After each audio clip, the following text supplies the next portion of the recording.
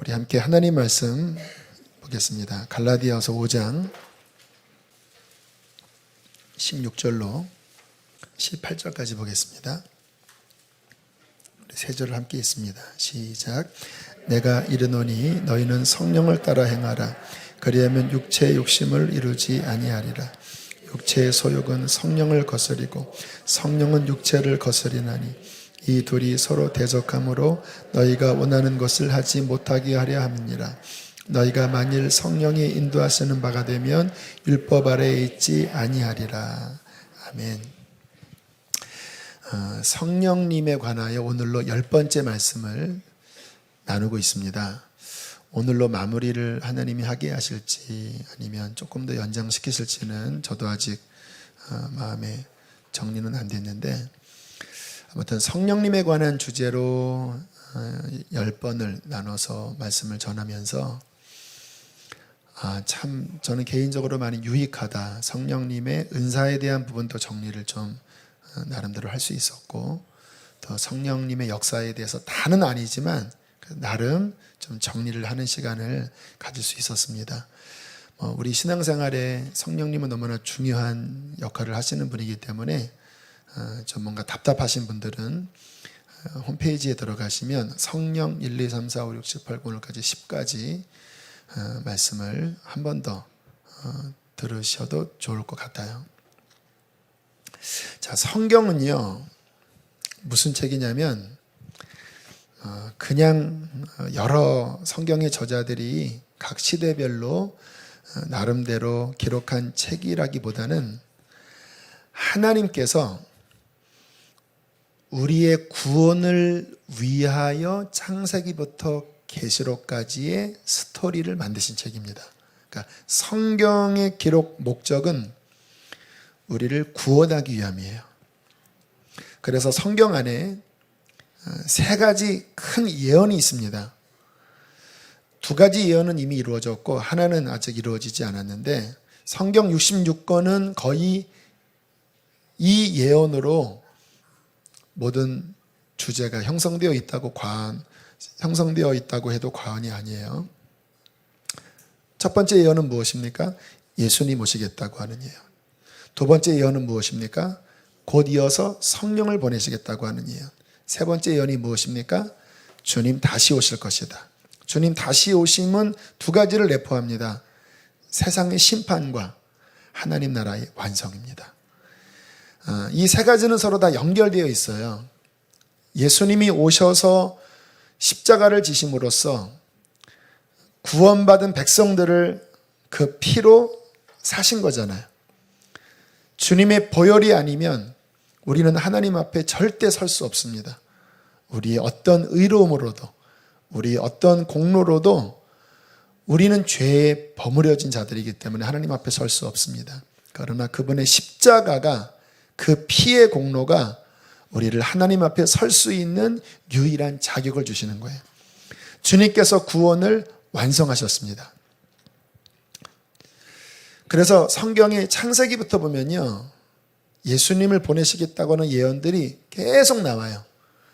아담이 범죄한 순간부터 주님은 말씀하십니다. 여인의 후손에게서 나온 후손이 뱀의 머리를 밟을 것이다. 그리고 뱀은 그 여인의 후손의 뒤꿈치를 밟을 것이다. 아브라함이 모리아산에서 이삭을 바칠 때 주님께서 마지막 그 칼날을 딱 멈추시면서 주님이 말씀하시잖아요. 장차 후에 너의 씨에서 나의 메시아가 나올 텐데 그로 말미암아 천하 만민이 복을 얻게 될 것이다. 계속해서 주님이 예언하십니다. 선지서에 보면요, 아주 군데군데 예수님의 이 땅에 오심이 다양하게 묘사되어 있어요. 다윗의 후손으로 올 것이고, 그 낫지르라고 하는 단어가 순이라고 하는 단어인데요, 가지라고 하는 단어인데, 그 낫지르에서 나사렛이라는 그 말이 연결이 됩니다. 나사렛 사람이다. 낫지르, 다윗의 가지에서 순이 나온다. 그게 히브리어로 낫지르, 나사렛 사람이 될 것이다. 참 성경을 깊이 보면 그 예수님에 대하여 다양하게 묘사되어 있어요. 그는 처녀에게서 날 것이다. 그러나 그는 영존하시는 아버지다. 하나님이라는 뜻이죠. 그는 우리의 질고를 지고 채찍이 맞을 것이다. 선지서에 다양하게 주님에 대한 묘사가 그 선지자들의 삶 속에 녹아져서 표현됩니다. 그러니까 성경을 읽으실 때 그렇게 그 안에 담긴 예수님에 대한 예언을 살펴보는 것 굉장히 중요해요. 근데 생각해 보세요. 이제 어떤 많은 신앙인들은 예수님이 오셨다. 예수님이 오셔서 십자가를 지심으로 우리를 구원하셨다. 그래서 그 예언이 성취됐다. 이 부분에 대하여 믿고 또 그에 대한 지식이 있고 또 그로 말미암아 하나님 자녀가 되는 은혜를 누려요. 그런데 기억하셔야 돼요. 성경을 가만히 보면요. 그 예수님 오신다는 약속과 연결되어 말씀하시는 게 바로 성령의 강림 사건입니다. 예수님과 성령의 오심은 서로 긴밀하게 연결되어 있어요. 제가 이따가도 말씀을 드리겠지만 여러분 성경을 보실 때는 초기에는 그냥 목사님들이 전해주시는 말씀만 보고 초기에는 내가 관심 있는 영역만 보지만 이제 저희 교회는 1년에 최소 2번 이상 읽으시잖아요. 다 읽으시지요? 안 읽으시면 안 돼요. 읽으셔야 지금 제가 우리 교회에서 선포하고 이 교회가 나가는 방향에 여러분들이 이해될 수 있어요. 성경을 1년에 2번 이상 계속 통독을 한 10년 정도 하다 보면 하나님의 말씀이 균형 잡히게 우리에게 표현되어 있다는 것을 보게 됩니다. 그 균형을 볼 줄 아셔야 신앙이 성숙하게 됩니다. 신앙이 미숙하면요, 한 면만 바라봐요. 나머지 면은 인식이 없기 때문에 거기에 그런 말씀이 선포되면 하얘져요. 저는 성경의 균형을 아주 강조하는 마음으로 성경 그대로의 맥락으로 보고 그 맥락으로 제 신앙의 체계를 세우고 그 성경의 맥락 그대로 교회의 진리의 기둥을 세우고자 합니다. 그렇게 할 때 하나님께서는 이 교회 안에 하나님이 기뻐하시는 더 온전한 뜻을 이루어 주실 것입니다. 치우치면 안 돼요. 예수님이 오신 사건과 연결되어 성령이 임하시겠다고는 예언이 연결되어 있어요. 요엘서 2장에 그 후에 내가 내 영을 만민에게 부어주리니, 그 후가 언제입니까? 주님 오신 이후지요. 내 영을 만민에게 부어줄 것이다. 너희의 자녀들에게도 부어줘서 장래의 일을 말할 것이며, 예언을 한다라는 말이죠. 너희의 늙은이들은 꿈을 꾸게 될 것이다. 나이가 먹었다고 인생 끝나는 게 아니라 하나님 나라 꿈을 꿀 것이고, 너희 청년들 젊은이는 하나님의 비전을 볼 것이다.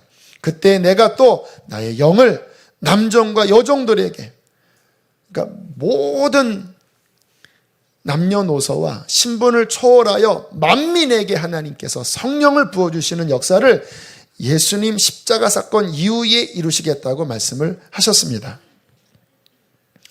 예수님께서는 성령의 임하심에 대하여 구약 성경보다 더 적극적으로 예언을 하셨어요. 요한복음 16장에 보면 이제 예수님께서 십자가 지시기 바로 전날 밤이었던 것 같아요. 16장이면 그 전날 밤에 이제 제자들과 나눈 이야기인데, 주님께서 내가 십자가를 진다고 하니까 제자들이 수심에 빠져버렸어요. 그때 이렇게 말씀하십니다. 도리어 내가 이 말을 함으로 너희 마음에 근심이 가득하였도다. 그러나 내가 너희에게 실상을 말하노니 내가 떠나가는 것이 너희에게 유익이라. 내가 떠나가지 아니하면 보혜사가 너희에게로 오시지 아니할 것이요 가면 내가 그를 너희에게 보내리라. 주님이 승천하시는 것이 제자들에게 실제로 더 유익하다라는 거예요. 내가 떠나지 않으면 하나님의 약속의 순서가 내가 십자가 지고 부활한 다음에 하늘 보좌에 올라야 그 다음 약속으로 보혜사 성령을 보내시겠다고 약속하셨는데, 그 성령이 오시는 것이 너희의 신앙에 예수님이 육신으로 이 땅에 계실 때보다 훨씬 유익하다라는 거예요. 주님께서 부활하신 다음에 사도들에게 이렇게 말씀하셨습니다. 사도와 함께 모이사 그들에게 분부하여 이르시되 예루살렘을 떠나지 말고 내게서 들은 바 아버지께서 약속하신 것을 기다려라. 요한은 물로 세례를 베풀었으나 너희는 몇 날이 못되어 성령으로 세례를 받으리라. 이제 곧 그때가 왔다. 첫 번째 약속, 예언 성취됐다. 이제 곧 내가 올라가면 두 번째 놀라운 예언이 성취될 것이다. 몇 날이 못되어 성령의 세례를 받게 될 것이다. 내가 올라가서 아버지께 성령을 받아 너희에게 부어줄 것인데 그것이 너희에게 굉장히 유익하다. 이것을 받기 전에는 예루살렘을 떠나지 말아라. 성령이 임하시면 놀라운 역사가 시작된다. 하나님 나라의 일이 시작이 된다. 내가 이 땅에 십자가 지고 부활한 이유는 바로 이 성령을 보내기 위함이다. 성령을 받아야 한다. 그렇게 적극적으로 말씀하셨어요. 여러분, 성경의 맥락 그대로 신앙생활 하셔야 합니다. 여러분이 경험하시는 것보다 성령의 충만함은 훨씬 중요합니다. 주님께서 성령의 충만함에 대하여 그만큼 강조하셨어요. 왜 예수님만 오시는 것으로 충분하지 왜 성령이 오셔서 놀라운 일들을 하셔야 했을까요? 여러분, 물론 삼위일체 동일한 하나님이시죠. 예수님도 하나님이시고 성령님도 하나님이시죠. 자, 예수님과 성령님과의 그 사역적인 관계를 보면 이렇습니다.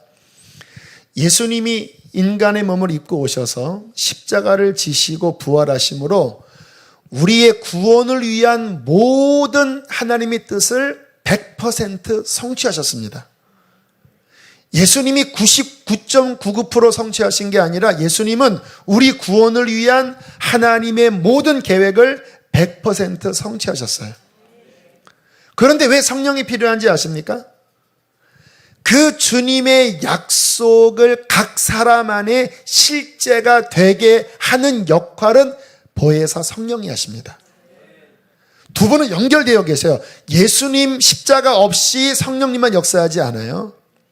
또 성령님의 역사 없이 예수님의 구속의 은총만 역사하지 않아요. 예수님의 100% 이루신 구원의 완성은 오직 성령의 감동을 통하여 선포될 때 그것이 사람으로 하여금 변화시키고 구원하는 능력을 이루게 된다는 거예요. 여러분, 예수님의 그 십자가의 은총과 구원의 놀라운 역사와 또 내가 죄인이라는 것을 우리의 마음 절절히 진짜 깨닫게 하시는 분은 누구실까요? 그냥 말씀 읽는다고 그렇게 안 깨달아집니다. 우리가 성령 공부한다고 우리 마음 중심에서 정말 내가 하나님 앞에 어떠한 죄인이며 그 예수님이 정말 어떠한 일을 행하셨는지에 대한 내 중심 속에 있는 깨달음의 믿음은 성령이 아니면 죽었다 깨어나도 세상이 억만 번 반복돼도요, 성령이 작용하지 않으면 죄와 허물로 죽은 우리들이 결코 십자가를 깨달을 수 없고 내가 죄인됨도 깨달을 수 없고 하나님의 존재도 깨달을 수 없어요. 오직 성령이 임하셔야지만 그분이 우리의 마음의 눈을 밝히사 하나님을 알게 하시고 내가 얼마나 죄인됨을 깨달아 마음 중심에서부터 진정한 회개를 시키신다라는 거예요. 여기 그런 회개의 영을 누리신 분들 많잖아요. 갑자기 그냥 통곡이 쏟아지고 지나간 죄가 주마등처럼 지나가면서 내가 이렇게 죄인이었나? 누가 그것을 여러분들 마음 안에 보여주십니까? 진리의 영이신 성령님이 보내주시는 거예요. 그렇게 회개할 때 어떻게 그 죄에서 벗어납니까? 2000년 전에 십자가에서 모든 구원을 이루신 그 예수님의 구원의 진리가 우리의 죄로 얼룩진 마음에 비춰질 때 그 피가, 그 복음이 우리를 죄에서 해방하십니다. 그렇게 깨닫게 하시고 또 믿게 하시고 우리의 죽은 영혼을 다시 살아나게 거듭나게 하시는 주체는 바로 보혜사 성령님이신 것입니다.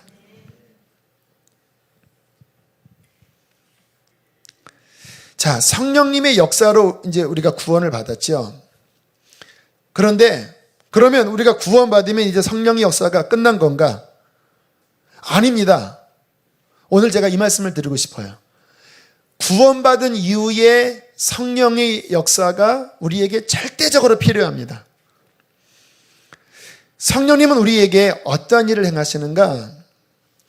죄라는 영역에 대하여, 육신의 영역에 대하여 성령님은 소극적인 역사와 적극적인 역사로 우리 안에 일하시는데, 이 일은 성령님만이 하실 수 있는 일이고, 또 이 일이 반드시 우리 안에 일어나야 그 사람이 진짜 구원받은 거예요. 자, 소극적으로 성령님은 어떠한 일을 해가시는가? 따라하겠습니다. 죄와 싸워 이기게 하신다. 이게 소극적인 역사예요. 성령님이 우리 안에 들어오셔서 육신의 죄와 싸워 이기게 하십니다. 그 부분은 좀 이따 나눌게요. 두 번째, 적극적인 의미에서 무슨 일을 행하시는가? 따라하겠습니다. 우리로 하여금 예수님의 성품을 담게 하신다. 오늘 너무나 중요한 이야기를 정말 가슴 간절하게 여러분들에게 선포하고 싶습니다. 도대체 예수님이 왜 오셨을까요? 그냥 나 죄에서 구원받게 하려고? 그것으로 그냥 끝나는 겁니까? 내가 어느 순간 회심하면 그것으로 끝나는 것입니까? 성령님이 우리 안에 왜 오셨어요? 그 예수님의 십자가를 깨닫고 구원 얻으라고 그것으로 땡입니까? 여러분, 구원의 중요한 목적은 뭐냐면요, 실제로 육신의 죄를 이기는 것입니다. 구원의 목적은 뭐냐면 그 죄를 이겨나가면서 죄인 된 우리가 예수님의 거룩한 성품을 온전히 닮아가는 거예요. 이게 하나님의 구원의 궁극적인 목적입니다. 예수님이 왜 오셨습니까? 죄에서 건진 다음에 죄와 싸워 이기라고. 그리고 주님을 온전히 닮는 예수님의 열매가 되라고. 예수님과 똑같은 열매가 되라고. 주님의 형제가 되라고. 하나님을 닮은, 하나님의 형상을 닮은 그의 자녀가 되라고. 신의 성품에 참여하는 자가 되게 하라고. 이게 구원의 목적이라는 거예요. 여러분, 우리가 주님을 믿을 때, 예수님을 믿었는데도, 또 성령을 받았는데도 그 믿음이, 그가 받은 성령이 죄를 못 이기게 하고 주님을 닮아가도록 역사하지 않는다면 그것은 가짜 신앙입니다. 제가 제일 경계하는 신앙이에요. 예수님을 믿었어요. 성역 공부 쫙 했어요. 그런데 삶에서 죄를 못 이겨요. 그리고 그 성품이 변화되지 않아요. 가짜입니다. 성령을 받았어요. 방언을 해요. 어떤 은사가 나타나요. 그런데 그 삶 은밀한 곳에는 죄를 못 이겨요. 그리고 성품이 변화받지 못했어요. 계속 옛날에 그 고집대로 살아가요. 그 사람 지옥 갑니다.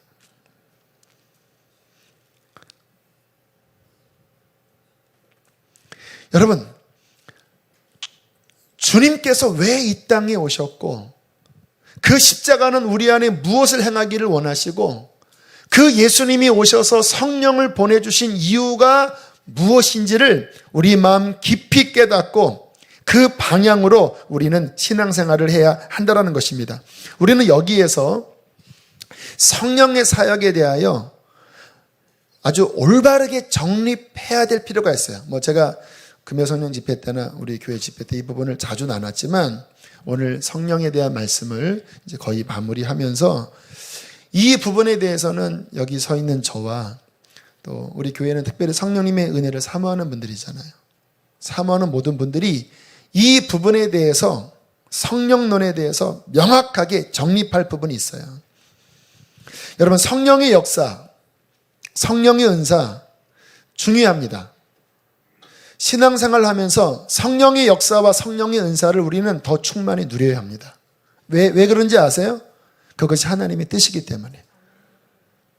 구원 안에는 그 성령의 충만한 은사와 성령의 충만한 능력이 구원 안에 내포되어져 있습니다. 그게 신약적인 신앙생활이에요. 하나님이 모든 사람, 예수 믿는 자에게 어린아이로부터 해서 노년에 이르기까지 성령을 부어주신다고 약속해 주셨습니다. 여러분의 자녀들이 예언해야 합니다. 청년들은 환상을 봐야 합니다. 우리 어르신들은 꿈을 꿔야 합니다. 그냥 그 몽이 아니라 하나님 주시는 꿈을 꿔야 합니다. 모든 이에게 성령이 임하여 하나님께 사로잡히고 은사와 능력이 충만해야 합니다. 그것이 하나님이 신약시대에 구원받은 자에게 주시고자 하시는 하나님의 계획이고 선물이에요. 자, 그런데 잘 들으세요. 그러한 성령의 은사와 성령의 역사가 우리에게 임할 때 그 성령의 은사와 능력이 바르게 가는지를 반드시 점검하셔야 합니다. 왜 점검하셔야 되냐면 진리의 말씀 안에서 이 부분을 바르게 정립하지 않으면 받았던 은사가, 우리에게 주셨던 은혜가 또는 성령의 능력이 육신의 욕구를 충족시키는 쪽으로 변질되기가 쉬워요. 그게 무슨 말이냐고요? 주님의 능력과 은사를 받았는데 그 주님의 능력과 은사를 통하여 죄를 이기고 그리고 주님의 성품을 닮아가는 쪽으로 가지 않고 오히려 육체의 욕심을 만족시키는, 자기의 탐심을 자극시키고 채우는, 자기 자아를 충족시키려고 하는 이상한 쪽으로 변질될 수 있다는 거예요.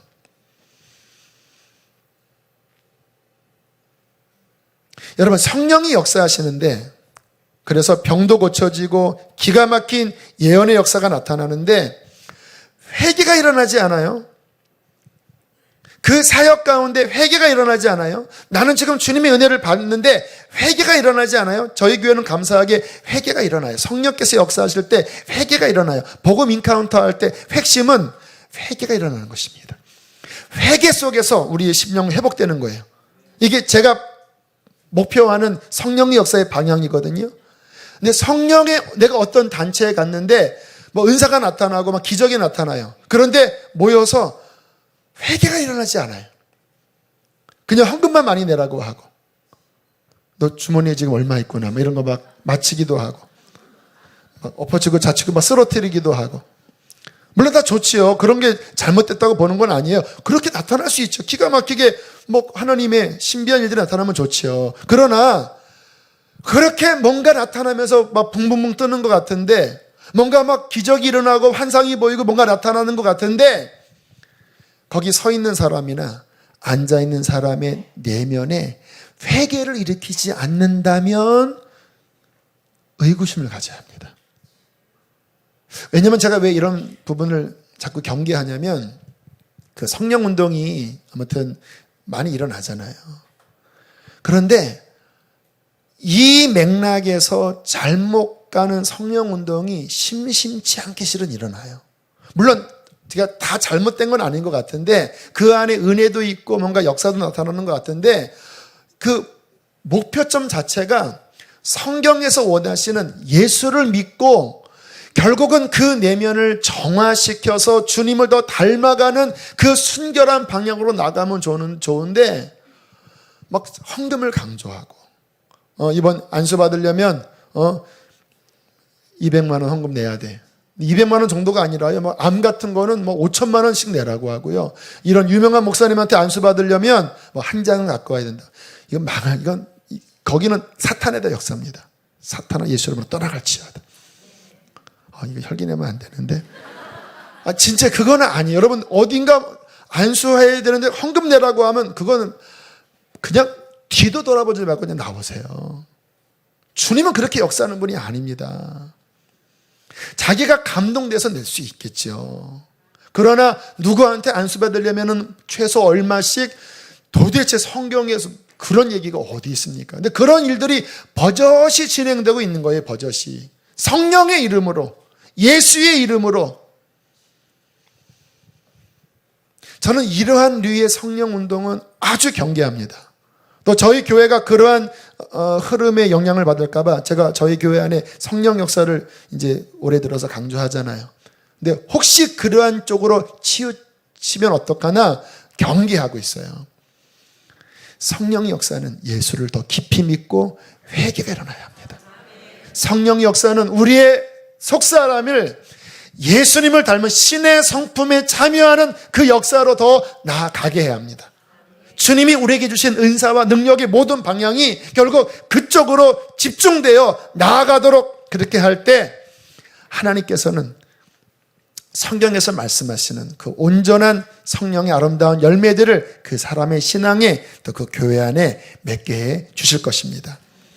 자, 그러므로 오늘 우리는 성령께서 어떻게 죄를 이기게 하시는지, 또 성령께서 어떻게 예수님의 성품을 더욱 닮아가게 하시는지, 우리는 예수 믿는 자로서 우리에게 오신 하나님의 권능인 그 성령님과 함께 어떻게 이 부분의 보조를 맞춰 나갈 수 있을지, 이런 부분들을 살펴보려고 합니다. 여러분, 우리가 예수님 믿고 구원을 받았는데요, 주님 믿고 구원을 받은 이후에 우리의 육신의 죄의 소욕이 사라졌나요? 나의 삶에 더 이상 죄의 유혹이 없나요? 그렇지 않다라는 거 아시죠? 왜 이 성령의 능력이 우리에게 중요하냐면요, 예수를 믿었어도 우리의 육신 안에 역사하는 그 육신의 본능은요, 정말 질기고도 질기게 우리 안에서 역사합니다. 오늘 성경이 그것을 말씀하고 있습니다. 갈라디아서 5장 17절을 다시 한번 읽어보시길 바랍니다. 함께 읽겠습니다. 시작.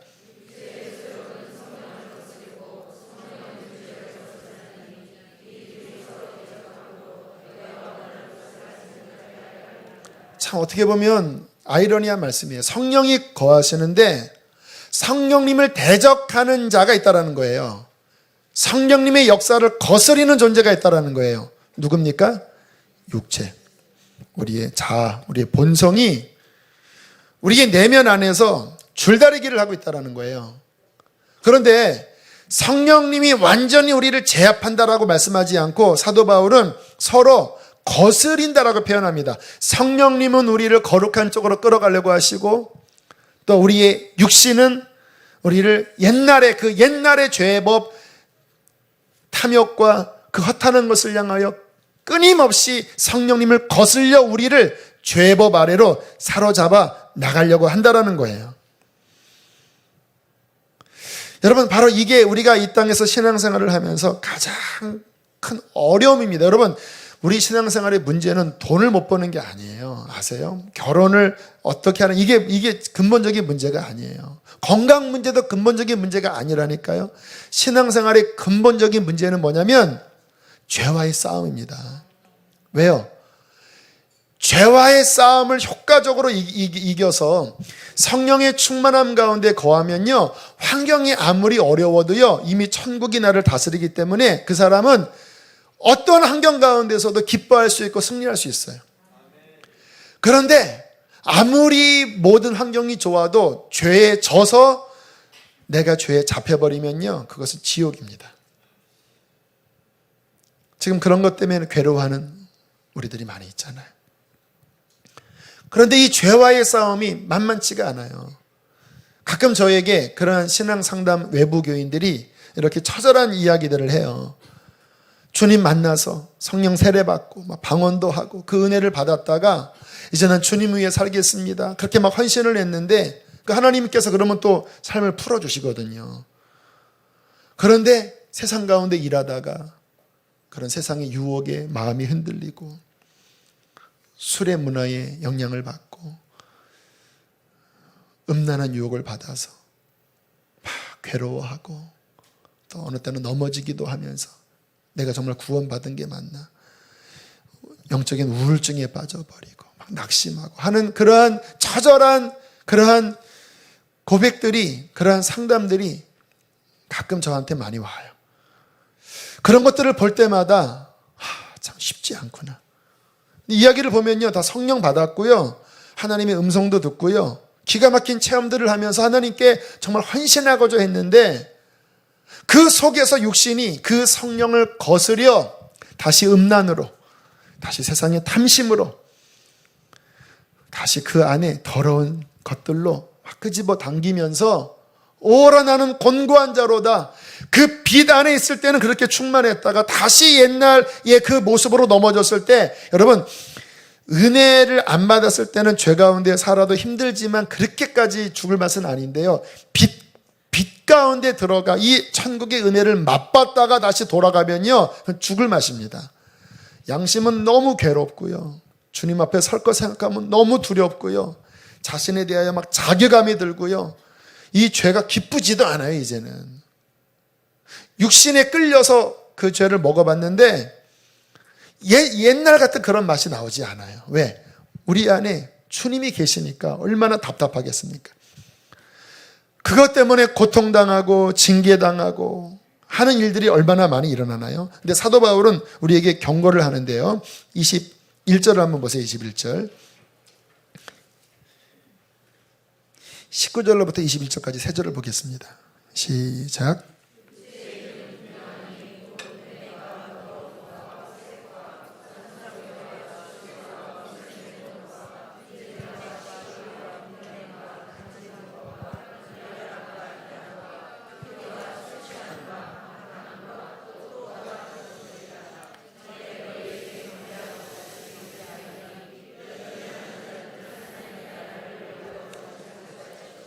바울이 분명하게 경계하죠. 그 육체의 일에 빠져서 육체가 끄는 대로 살아가면 반드시 음란에 빠지고 더럽게 살게 되고 우상 숭배에 빠지고 그렇게 사는데 21절 끝에 뭐라고 경계하냐면 이와 같은 일을 행하는 자들은 하나님의 나라를 유업으로 받아요, 못 받아요?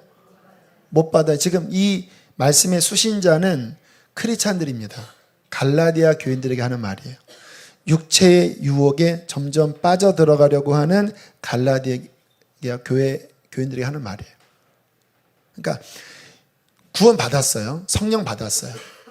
그런데 육체가 끄는데 내가 지기 시작하고 거기에 순복하고 죄 가운데 빠져들어가면요, 물론 하나님이 확 버리지 않아요. 강력한 징계가 임합니다.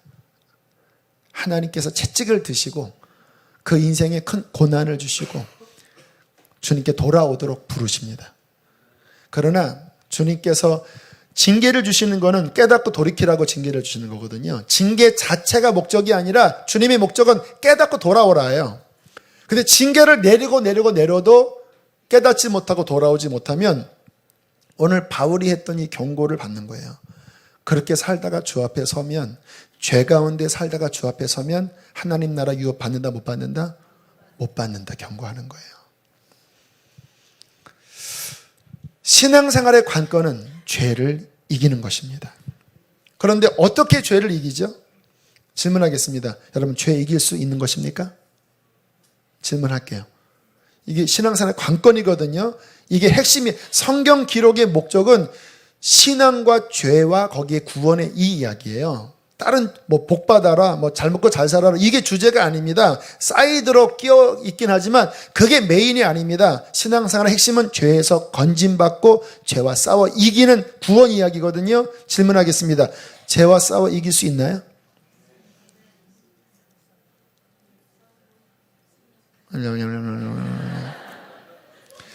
여러분, 중요한 질문입니다. 내가 예수를 믿는데, 내가 성령 받았는데, 내가 진리의 말씀을 아는데 과연 이 치열한 죄와의 싸움에 이길 수 있나? 이길 수 있죠. 왜요? 성경이 그 이야기니까. 구원 사건이, 복음이, 예수님이, 성령님이 죄를 이기게 하는 그 구원의 길로 이끄는 거잖아요. 물론 이 말은 예수 믿으면 완벽하게 된다는 의미가 아니에요. 무슨 의미냐면 예수를 믿으면 그 복음 안에 반드시 죄와 싸워 이길 수 있는 구원을 주님은 완성하신 거예요. 신앙생활은 그것을 발견하고 나 자신을 걸어서 그 거룩한 길 가운데 전진하는 것입니다. 물론 실패할 수 있어요. 넘어질 수 있어요. 그러나 넘어지고 실패한 게 결론이 아니고 다시 십자가 붙잡고 일어나서 주님이 이루신 그 온전한 죄와 싸워 이기는 구원의 길로 나아가야 하는 것입니다. 자, 성경에 말씀하세요. 무엇으로 죄를 이길까요? 16절 다시 한번 보세요. 16절. 자, 성경대로 신앙생활을 하셔야 합니다. 16절 읽겠습니다. 시작.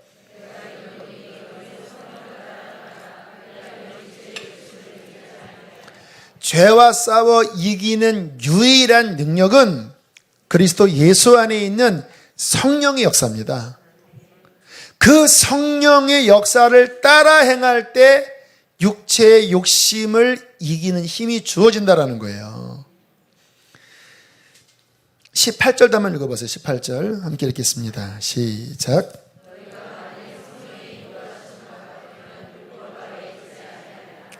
성령이 인도하시는 그 상태에 거하면 율법은 뭐냐면 법은 있는데 내 육신의 힘으로 지키려고 하다가 패배하는 그 실패자, 법은 있는데 실패한 자의 모습이 율법 아래 있는 거고요.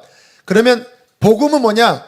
성령이 인도하는 바가 되어 성령의 능력으로 그 육체의 죄를 이기는 그 높은 승리의 단계에 거하는 게 바로 성령이 인도하는 그 단계에 들어가는 거예요. 신앙은 뭐냐? 성령이 인도하는 율법 아래 있지 않은 승리의 단계에 들어간다는 것입니다. 어떻게 우리가 이 주님께서 이루신 성령의 법으로 죄와 싸워 이기는 것을 누릴 수 있을까요? 제가 작년 말부터 이 간증 자주 했지요. 주님은 우리의 육신의 죄를 이기게 하기 위하여 두 가지 진리를 선포케 하십니다. 하나는 나의 육신은 주와 함께 죽었다. 내가 그리스도와 함께 죽었다. 이게 주님께서 이루신 십자가 사건이거든요. 이것을 진리로 믿고 내 것으로 결론으로 삼아 선포하셔야 돼요. 진리가 있지만 내가 믿지 않고 주장하지 않으면 진리는 내게 안 돼요. 중요한 영적 원리입니다. 주님이 이루셨지만 내가 알지도 못하고 믿지도 못하고 주장하지 않으면 그 진리는 나와 상관없어요. 주님이 사람들을 구원하셨지만 사람들이 그 진리를 알지도 못하고 믿지도 않고 내 것으로 주장하지 않으면 주님은 그의 죄를 이미 담당하셨지만 그는 죄 용서함 받지 못해요.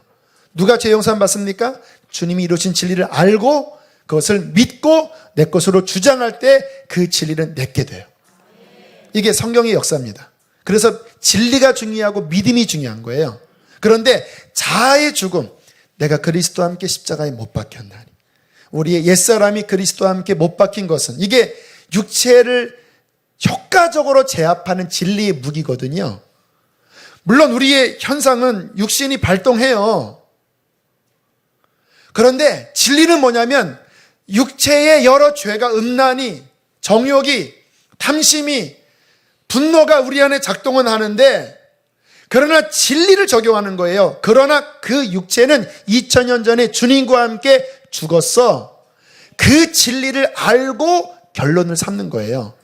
그러나 결론으로 삼는 것으로 끝나는 게 아니라 매 순간마다 육체가 올라올 때마다 그것을 믿음으로 주장해버리는 거예요. 주와 함께 죽었습니다.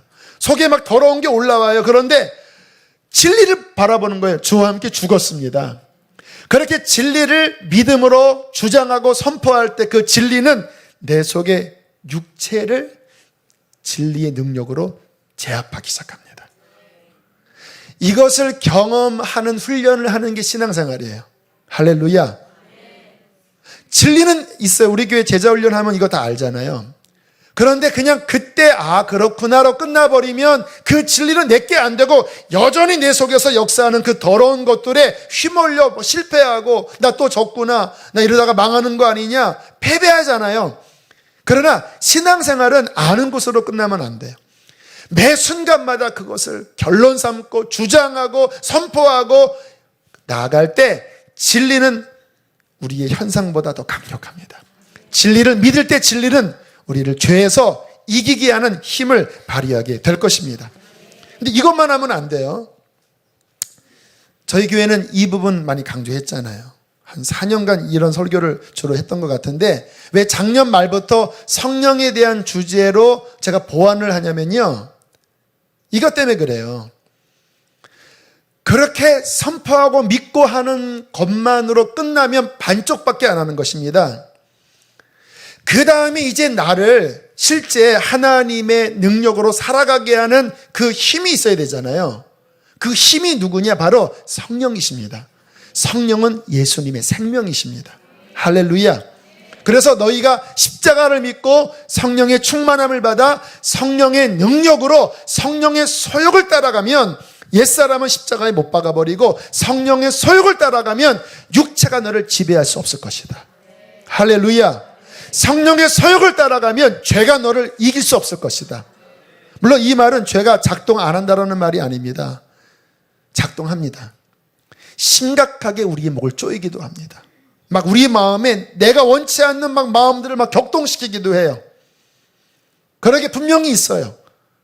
그러나 그때 십자가를 선포하고 더 나아가서 주님의 성령이여 나를 다스려 주십시오. 내가 믿는 것은 성령의 능력이 내 육신보다 더 강합니다. 성령 안에 있으면 죄가 나를 결코 지배할 수 없습니다. 성령이여 나를 채워주십시오. 나를 다스려 주십시오. 그렇게 성령을 따라가면 그 사람은 반드시 죄를 이길 수 있습니다. 넘어졌어도 다시 일어날 수 있어요. 왜요? 그게 성경에서 말씀하시는 죄를 이기는 유일한 비결이기 때문인 것입니다. 여러분, 성령께서 내 마음을 다스리는 상태에 거하는 게 중요한데요. 18절에 성령의 인도하시는 바가 되면 이라는 단어가 굉장히 중요한 말입니다. 그거는 뭐냐면 내 내면이 둘 중에 하나예요. 육신이 나를 다시 붙잡은 상태. 지금 이 가운데서도 육신이 나를 지배한 상태에 있는 사람이 있어요. 그 사람은 지금 선포되는 말씀이 여러분에게 실제가 안 돼요. 그냥 그런가 보다라고 하지만 나는 육신에게 잡혀 있어요. 왜요? 일주일 동안 살면서 기도 한번 제대로 못하고 세상에만 바쁘게 지내면서 육신이 끄는 대로 갔기 때문에 지금 내 상태가 육신이 나를 지배하는 상태예요. 그러면 그 사람은 죄에 묶여 있습니다. 자유하지 못해. 기도해도 답답하고 뭔가 안 열려요. 그런 분들 계시죠? 신앙은 뭐냐면요, 이게 아니라 여기에서 성령이 나를 지배하는 상태까지 넘어가야 합니다. 이게 이제 실제예요, 실제. 그냥 진리 선포가 아니라 육신이 나를 지배하는 상태, 답답하고 우울하고 막 짜증나고 분노가 일어나고 막 세상 염려로 가득한 이 상태에 묶여있는 나의 상태에서 다시 십자가 앞에 나가고 보혈을 의지하고 주님 앞에 기도함으로써 성령이 나를 지배하는 상태까지 넘어가줘야 돼요. 제가 그래서 아침마다 성경을 읽는 거예요. 매일매일 육체가 나를 다시 사로잡아요.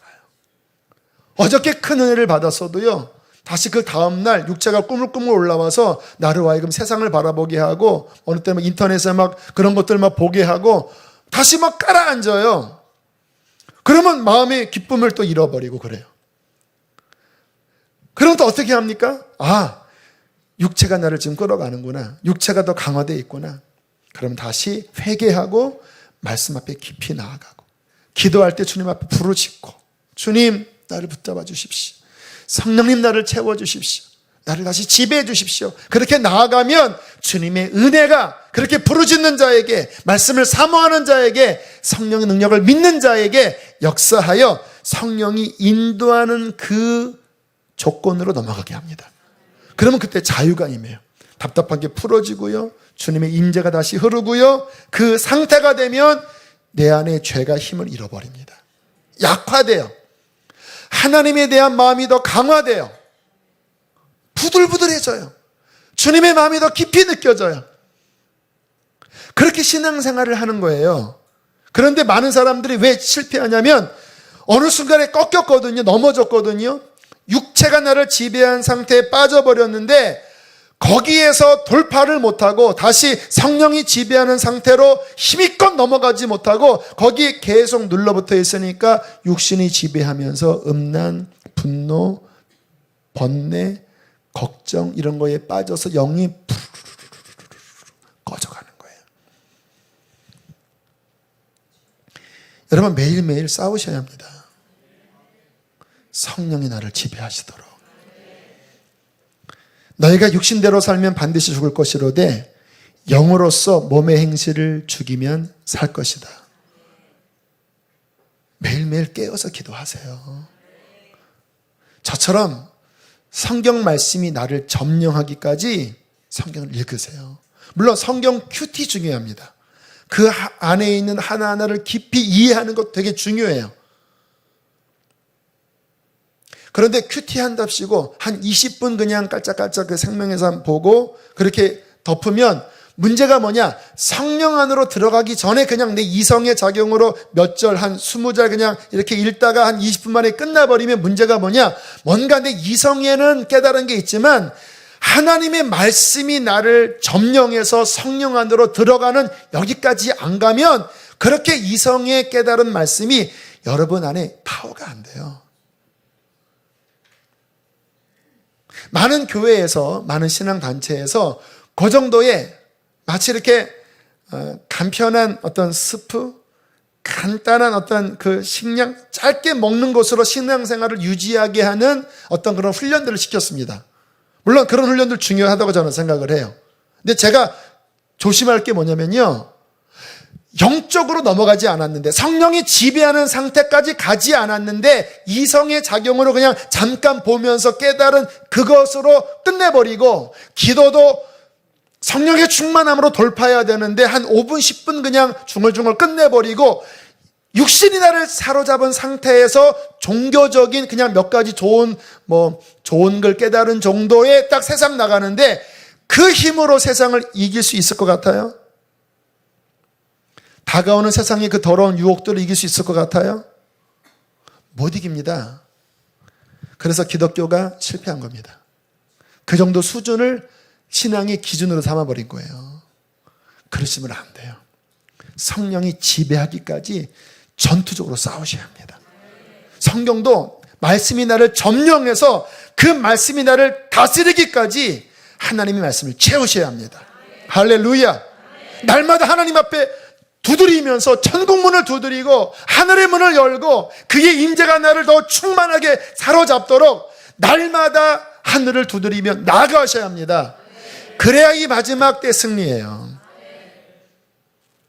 제가 안타까운 마음에 이런 부분들이 많은 성도들을 보면서 이 부분들이 가장 안타까워요. 저는 이제 우리 교회만 섬기니까 다른 교회들은 어떤지 모르겠어요.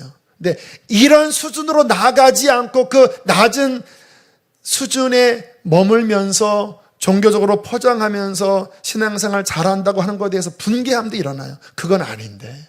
왜요? 성경에서 말씀하시는 성령이 지배하는 단계로 들어가 성령의 능력으로 죄를 효과적으로 이기는 변화된 능력이 있는 게 초대교회 신앙생활이잖아요.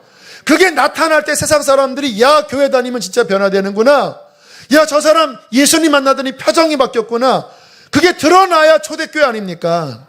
초대교회는 엄청난 핍박이 있었지만 이렇게 확실히 변화되는 게 신앙의 수준으로 삼았기 때문에 300년 뒤에는 로마가 뒤집어지는 일들이 일어났다고 하잖아요. 근데 로마가 뒤집어지면서 국교화를 만들고 신앙의 수준을 낮춰버리니까 그 다음에 암흑기가 온 거잖아요. 그러니까 성경의 기준대로 신앙생활을 하셔야 합니다. 성령의 지배함 가운데 들어가면 죄를 이길 수 있습니다. 왜요? 성경이 이렇게 말씀하시니까. 왜 못 이겨요? 왜 내 안에 있는 그런 여러 가지 문제들을 왜 못 이기고 실패하고 있습니까? 이유는 하나입니다. 성령이 지배하지 않아서 그래요. 성령님이 우리 안에서 성경 말씀 그대로 우리의 굳은 마음을 변화시키고, 아까 읽진 않았는데요, 에스겔서에 나와 있는 말씀이 그 성령에 대한 예언이에요. 또 새 영을 너희 속에 두고 새 마음을 너희에게 주되 너희 육신에서 굳은 마음을 제거하고 부드러운 마음을 줄 것이며 또 내 영을 너희 속에 두어 너희로 내 율례를 행하게 하리니 너희가 내 규례를 지켜 행할지라. 에스겔서가 그 유다 망할 때 에스겔을 쓴 성경이잖아요. 장래에 나의 아들이 오고 그 다음에 내 영을 믿는 사람 안에 보내줄 텐데 그 성령은 무슨 일을 할 거냐? 육신의 강팍하고 굳은 것들을 할례시킬 거다. 이를 제거시킬 거다. 십자가로 못 박아버릴 것이다. 구약 내내 율법을 줬지만 그 율법을 지킬 수 없어 실패했던 원인은 너희 육신의 굳은 마음 때문이다. 내 영을 보내주면 그 굳은 마음을 처리할 것이다. 너희 안에 부드러운 마음을 줄 것이다. 그거는 성령의 마음이다. 내 영을 너희 속에 두어 무슨 일을 할 것이냐? 내 율례를 행하게 할 것이다. 하나님의 진리를 순종하게 할 것이다. 너희가 내 규례를 지켜 행할지니라라고 예언하고 있는 것입니다. 자, 그렇게 이제 성령이 나를 지배하는 상태에 거했어요. 그 성령님이 나를 지배하면서 이제 성령이 나를 다스리니까 육체의 죄를 이제 이길 수 있죠. 물론 넘어지기도 해요. 하지만 다시 빨리 성령 안에 들어가면 또 이길 수 있어요. 이렇게. 그 다음이 중요합니다. 그렇게 성령의 지배 아래 계속 살아가면 무슨 일이 벌어지는지 아세요? 구원의 목적입니다. 이것이. 성령의 열매가 우리 인격 안에 맺혀지기 시작합니다. 유명한 말씀을 사도 바울이 했지요. 22절 23절 한번 읽어보실까요? 시작.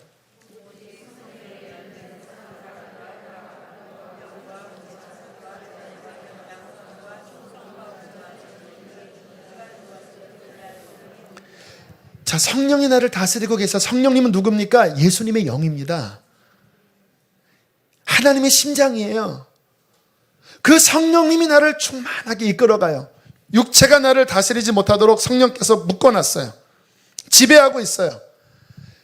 계속 성령이 나를 지배해요. 그러면 내 인품 안에서 성령님의 열매, 예수님의 인격의 열매가 내 안에서 비로소 꾸물꾸물꾸물 맺혀지기 시작해요.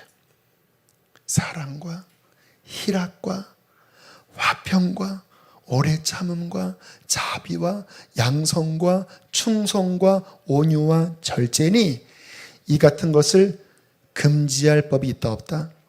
무슨 의미냐면 억지로 맺혀지는 게 아니라는 거예요. 그래 내가 이게 이제 뭐 해야지 저거 해야지가 아니라 성령 안에 깊이 들어가면서 성령의 지배를 계속 받아 나가면 그 성령께서 우리의 내면을 신의 성품으로 변화시켜 주시는 거예요.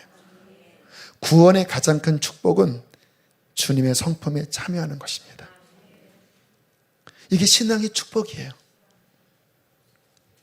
물론 성령이 나를 지배한다고 해서 육체의 소욕이 없는 건 아니라고 그랬죠. 엎치락뒤치락해요. 잘못하면 나 그러면 가짜인가 보다 이렇게 가시면 안 돼요. 성령의 지배한 가운데 있을 때 분명히 엎치락뒤치락 있어요. 근데 한번 가만히 보세요. 계속 성령 안에 거하면요, 내 내면 안에 이전에 육체가 나를 지배했던 삶과는 분명히 뭔가 변화를 느낄 거예요. 느껴지십니까? 저는 변화가 있어요. 성령 안에 계속 살면요, 제 안에 영혼에 대한 사랑이 제 안에 있어요. 이렇게 이제 뭐 주중에 어떤 이제 설교를 듣고 어떤 변화가 일어났다고 하는 그런 이야기를 들으면 내 속에 불이 타요. 하나님, 또 한 영혼이 어떤 면에서 말씀으로 살아났나요? 주님, 저는 영혼들을 사랑합니다. 영혼들 살아나는 것을 저는 보기를 원합니다. 하나님, 다시 본당 내려가서 기도할게요. 왜? 제가 주님 앞에 기도해서 한 영혼이라도 살린다면 주님이 그것은 나에게 마치 세월호에 빠져가는 그 죽어가는 아이를 건져낼 그런 마음이 제 드는 거예요. 한 영혼이라도 살아난다면 하나님, 영혼 살리게 해주십시오. 제 마음인가요? 아니요. 성령 안에 거할 때 성령님은 여러분의 영혼을 사랑하십니다. 제가 성령 안에 거하면서 기쁨이 많아졌어요. 제가 20대 때 많이 불렀던 찬양은 좀 우울 모드였습니다. 서쪽 하늘 붉은 노을 영문 밖에 빛이 누나. 물론 시대가 그때 그랬습니다. 뭐 80년대 90년대 막 좀 시대가 암울하긴 했는데 찬양 인도할 때는 좀 우울한 노래를 많이 불렀어요. 이렇게. 그래도 이상하게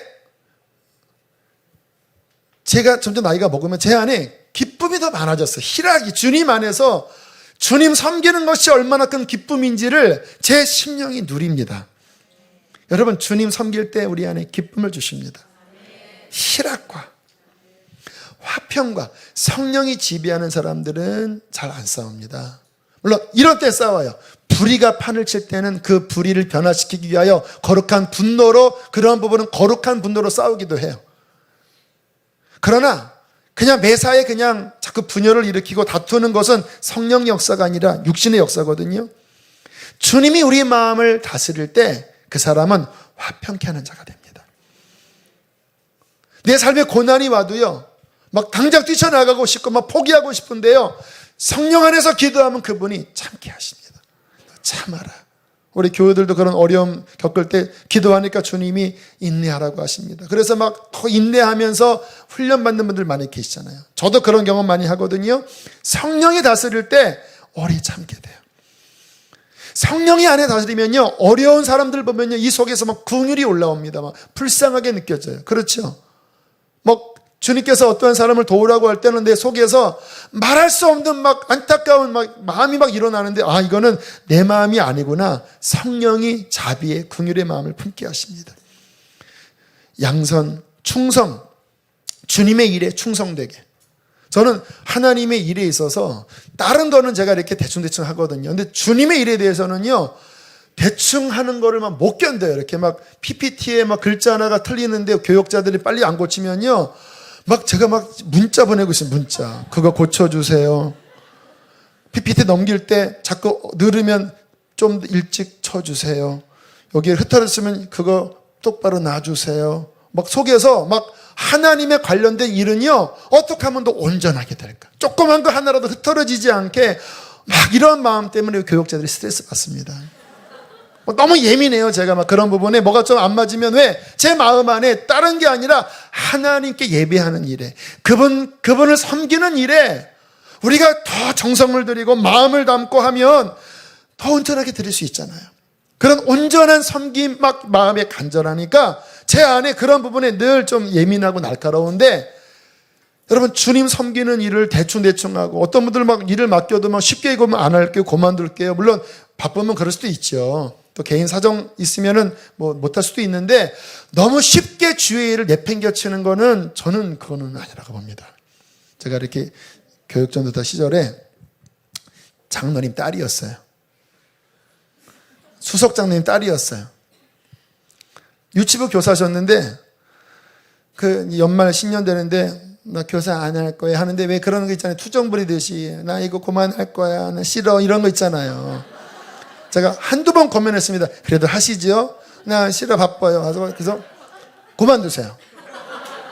그런 마음으로 하지 마세요. 이런 식으로 그만두세요.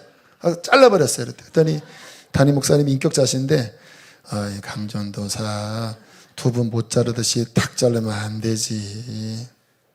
그분이 수석장로님 딸이었습니다. 안 쫓겨났어요, 제가. 왜요? 제가 인간적인 마음이라 하나님의 마음도 어떻게 주의를 그렇게 하냐. 근데 나중에는 그렇게 나가니까 그 자매님이 또 저를 또 좋은 마음을 갖더라고요. 그런 썸씽 그런 게 아니라, 그 마음이 그냥, 저분은 하나님의 일이면 저렇게 그냥 최선을 다하려고 하는구나 하고, 나중에는 또 교사도 하고 또 좋은 마음 갖고 그러더라고요. 주님의 일에 충성된 마음, 성령님이 갖게 해주십니다. 온유함. 성령이 지배하면요, 바락바락 화 안 내요. 물론 화 나요. 그런데 그걸 이렇게 쑥 감쌉니다. 이렇게.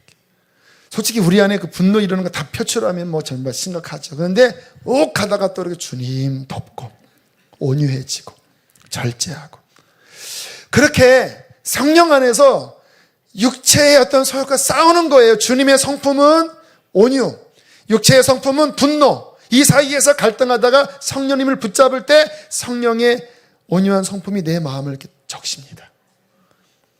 나는 막 급하게 다 포기하고 싶은데 성령님 의지해서 막 참을 때 주님의 오래 참은 성품이 내 안에 새겨집니다. 하나님의 일 예전에는 관심도 없었는데 이제 주님 알고 어떻게 주님을 기쁘시게 할까 막 달려나가다가 그분 앞에 충성될 때 그의 충성의 성품이 내 마음을 적십니다. 할렐루야. 그렇게 1년, 2년, 5년, 10년 지났는데 변화되어 있는 거예요. 물론 주님 앞에 갈 때까지 여전히 분노, 음란, 혈기, 더러운 것들 역사할 거예요. 그러나 이전과는 비교할 수 없을 정도로 그런 나의 옛날의 못된 성품들이 십자가 안에서 처리되어지고 점점 내 모습 속에서 주님의 어떠한 성품들이 흘러나갈 때 성령님은, 예수님은 그 모습을 보시고 박수치며 기뻐하시는 겁니다. 그게 바로 내가 너를 구원한 그 목적이다. 내가 너를 구원한 것은 단순히 질병을 고치고 단순히 문제 해결하고 단순히 잘 먹고 잘 살게 하는 게 나의 구원의 목적이 아니다. 나의 진짜 구원의 목적은 네가 회개하고 나를 믿어 성령의 충만함을 받아 성령의 지배 아래 있을 때 네 마음 안에 나의 성품이 새겨지는 것이다. 그렇게 주님의 성품이 우리 안에 새겨질 때 진정한 신앙의 기쁨이 거기에서 뿜어나오지 않겠습니까? 신앙생활 5년 10년 해도 여전히 육신이 나를 지배하면 어떻게 신앙의 참된 기쁨이 그 안에 있겠습니까? 믿어봐도 소용없는 거죠. 5년, 10년, 15년, 20년 교회에서 중직이 됐는데도 여전히 육신이 지배해서 분노가 많고 더러운 생각들로 가득하고 참지 못하고 그 모습 속에서 진짜 신앙에 누릴 수 있는 게 뭐가 있어요? 차라리 그럴 바에는 교회 안 나가는 게 나아요. 그냥 마음껏 육신 죄 짓는 게 차라리 더 시원해요. 진짜 신앙의 기쁨은요, 그렇게 싸워가면서 점점 주님의 마음이 나를 다스릴 때, 이야, 이게 바로 진짜 신앙생활의 맛이구나. 이게 바로 천국이구나. 이게 바로 성령의 기쁨이구나. 야, 주님, 이전보다 주님을 내가 더 사랑하고, 이전보다 내 기쁨이 더 크고, 이전보다 내 안에 하나님의 나라가 더 임했습니다. 하나님 더 원합니다. 더 주님 닮기를 원합니다. 이렇게 주님께 깊어질 때 이게 진짜 신앙의 맛이 아니겠습니까? 여쭙겠습니다. 여러분, 5년 전보다 지금이 더 주님 앞에 깊이 변화되셨습니까? 주님과의 교제가 더 깊어지셨습니까? 여러분 안에 세상을 이길 수 있는 그 은혜가 더 부어지고 있습니까? 물론 실패도 있고 어려움도 있으실 거예요. 그러나 계속해서 싸워나가시면서 그분의 은혜를 붙잡을 때, 성령님을 붙잡을 때 참된 신앙의 축복을 누리게 될 것입니다. 여러분, 그렇게 성령님 우리를 지배할 때요, 무슨 일이 나타나는지 아세요? 영향력이 흘러나갑니다. 등잔 위에 등불을 숨길 수 없다고 그랬어요. 내 안에 주님이 충만하게 거하시는데요, 그 사람이 가는 곳에 주님의 빛이 흘러나갈 수밖에 없어요. 왜요? 주님이 그 사람을 충만하게 다스리니까요. 육신이 주님의 역사를 딱 가로막으면 여러분을 통하여 세상은 주님께 욕을 먹게 할 것입니다. 그러나 끊임없이 나를 깨트리고 내 안에 주님의 성품이 흘러나갈 때 그냥 뭘 하지 않아도 온화한 얼굴, 뭔가 하나님 안에서 깊이 교제하는 모습들, 어려움이 와도 그것을 믿음으로 이겨나가는 모습들을 볼 때마다 세상의 어떠한 가난한 영혼들은 우리 안에 있는 소망의 이유를 물을 것입니다. 당신은 어떻게 그렇게 이 상황을 이길 수 있어요? 내 안에 예수님이 계십니다. 주님의 복음의 생명이 그 얼굴빛 가운데 흘러나가요. 그 사람이 기도하면 여러분, 주님의 역사의 힘은요, 나를 깨트리고 주님과 동행하는 그 깊이가 그 사람의 삶에 나타나는 하나님의 역사입니다. 주님과 깊이 동행하는 의인의 기도는 역사하는 힘이 크다고 야고보서 5장에 말씀했어요. 주님과 깊이 동행하는 자의 선포는요, 하나님의 역사를 이루어요. 아브라함이 그랬잖아요. 그가 가는 곳에 하나님 나라가 임합니다. 가정이 변화되고요, 민족이 변화됩니다. 그것만 일어납니까? 그렇게 살다가 주님을 더 닮다가 주님의 아름다운 열매를 안과 밖에 맺다가 우리 인생이 끝나 주님 앞에 서는 그날 주님으로부터 상을 받지 않겠습니까?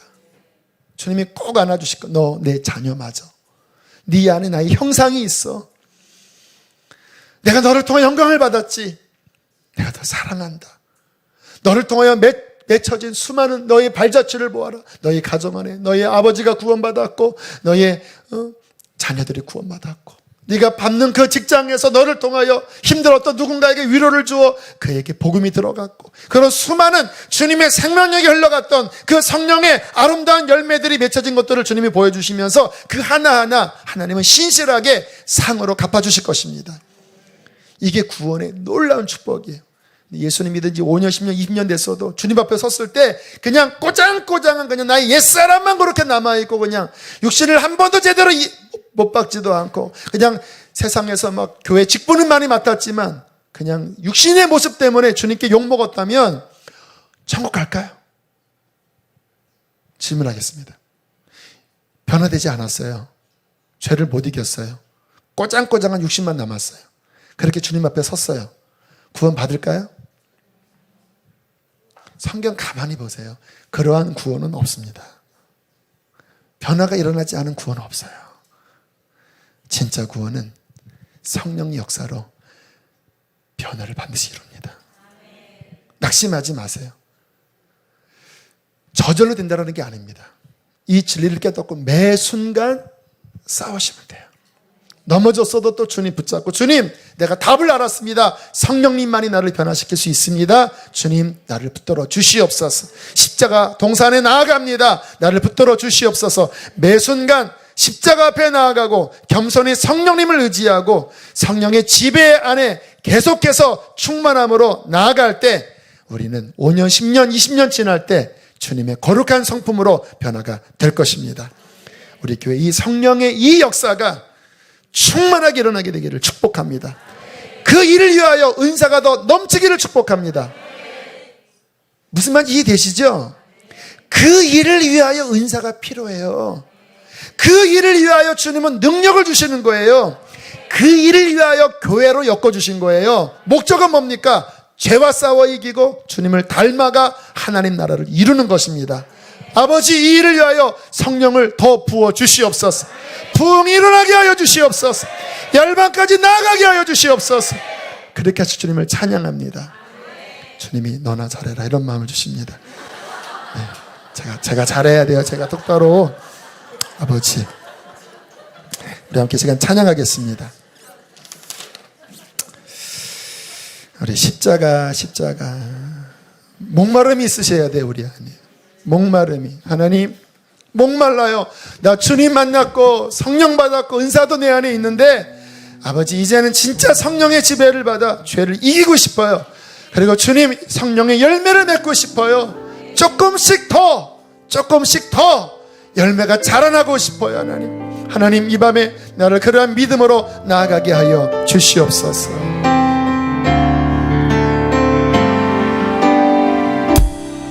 주 앞에 나와, 주 앞에 목마르게 나가세요. 제사를 드리네 마음이여, 내 삶을 드리네. 주를 봅니다. 끝없는 사랑 나. 성령님이 오신 것이 하나님의 사랑입니다. 이제 흔들어 주 보내. 그 능력 날 새롭게 해. 주님의 사랑 날 만지시니 내 모든 두려움 사라지네. 복음 속에도 주를 들고 믿음으로 주와 건네. 갈보리 언덕 넘어 그 날 주 안에 온전. 우리 불을 꺼주시고 다시 한번 주 앞에 나와, 주 앞에 믿음으로 나갑시다. 제사를 드리네 마음여, 내 삶을 드리네. 주를 봅니다. 끝없는 사랑 날 회복시. 이제 눈 들어 주 보내. 이제 눈 들어 주 보내. 그 능력 날 새롭게 해. 주님의 사랑 날 만지시니 내 모든 두려움 사라지네. 어둠 속에도 주는 뜨고 믿음으로 주와 건네. 갈보리 언덕 넘어 그 어느 날 내 안에 온전대. 여호와는 나의 빛이요, 여호와는 나의 빛이요, 여호와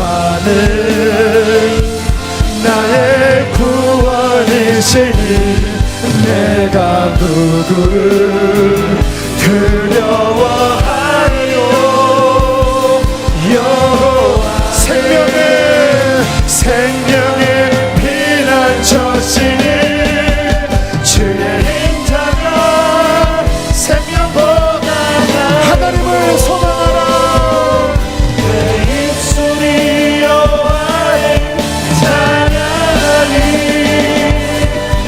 내 평생에 주를 찬양하며 주의 이름으로 내 평생에 주를 찬양하며 내 평생에 주를 찬양하며 주의 이름으로 내 손 들리라. 여러분, 여기 소명의 소식이 있습니다. 내가 이르노니 너희는 성령을 따라 행하라. 그리하면 육체의 욕심을 이루지 아니하리라. 너희가 만일 성령이 인도하시는 바가 되면 율법 아래 있지 아니하리라. 오직 성령의 열매는 사랑, 희락, 화평, 오래 참음, 자비, 양선, 충성, 온유, 절제니 이 같은 것을 금지할 법이 없느니라. 이 성령을 우리에게 보내주셨습니다.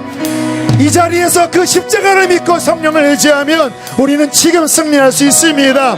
결박은 풀어질지어다, 육체의 묶임은 풀어질지어다, 십자가에 죽었음을 선포하노라.